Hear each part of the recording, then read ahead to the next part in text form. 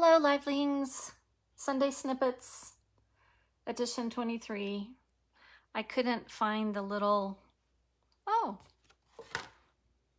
maybe they're there. I'll leave it like this. I'm sorry this was backwards.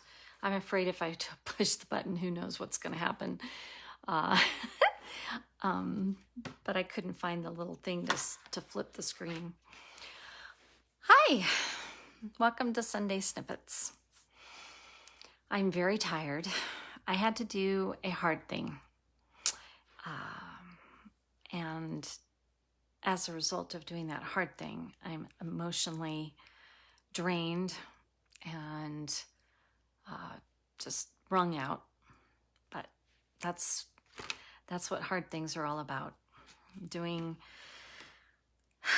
things that are going to test us. And hard things come in all shapes and sizes. It can be something like having to cut gluten out of your diet because you're allergic to gluten or sensitive, which is a hard thing. Trust me, I've had to do that. I had to do it years ago, and I've done battle with that for years. Although it's gotten a lot easier, a lot more choices. Hard thing can be stopping a behavior that you know is really bad for you, like drinking too much or doing drugs or those types of things. Hard things can be being in a job that you know isn't really right for you, but you're entrenched and you do a good job and you like all your coworkers, but you know, things could be different if you would just quit and move on. Hard things are when we have to face our fears and we have to get out of our comfort zone. It's where the hard things are. Hard things can be saying goodbye to people that we love. And we really don't want to. Hard things come in so many different shapes and sizes. And I've had to do one, and I was reminded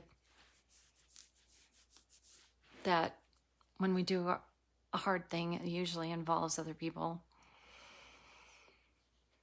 Somebody somewhere is going to be affected. And hard things are setting boundaries for ourselves.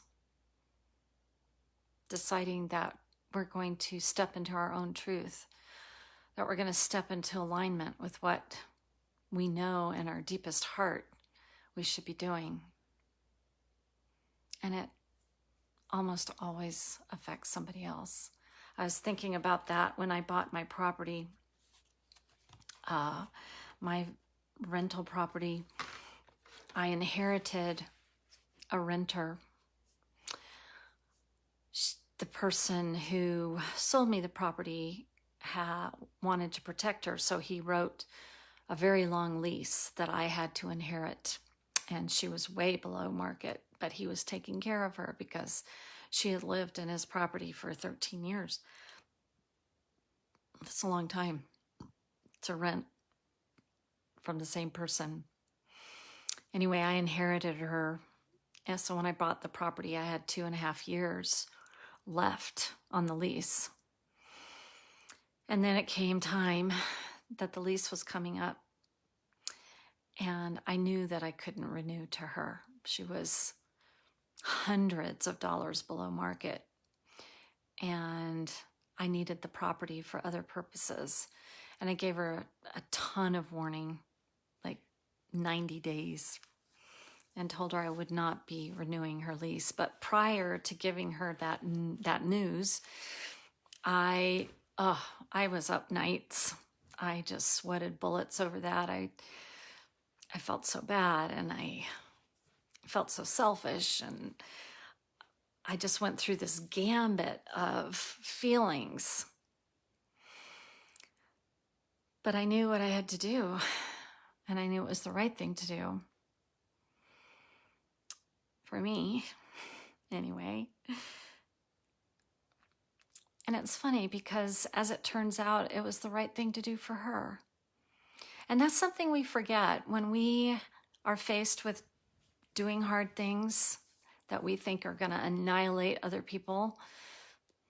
Sometimes that's just not the case. And we put all of that projection and baggage onto a situation that really isn't even there. As it turns out, she worked for a company that had an opening in Indiana. She could not afford to live in Colorado Springs anymore, renting. It was just, our market is just so insane. But Indiana, not only could she rent there, she could buy there. And so she bought her first house.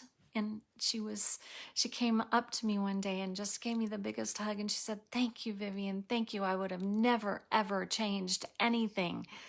But because I couldn't renew my lease and because I had to move to Indiana, I get to buy my first house. And I'm 65 years old and I'm buying my first house." And she was so excited. She was so excited.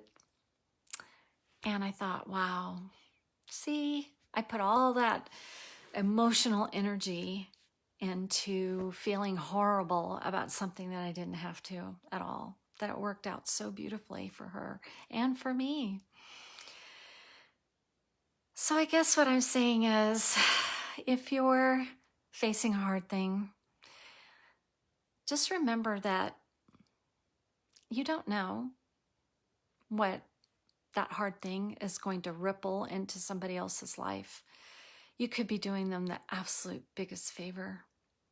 They could be growing in ways that they never imagined because you need to grow in your way. It's funny how we are all somehow weirdly connected. And that when we live in our truth and we align ourselves with ourselves and what we know deep inside to be right, usually what we think are going to be horrible consequences turn out to be gifts that we give other people, sometimes never knowing, unrealized. So keep that in mind, and hopefully that makes it easier for you to do your hard thing, because it's certainly helping me get through mine. Yeah. So that's Sunday Snippets.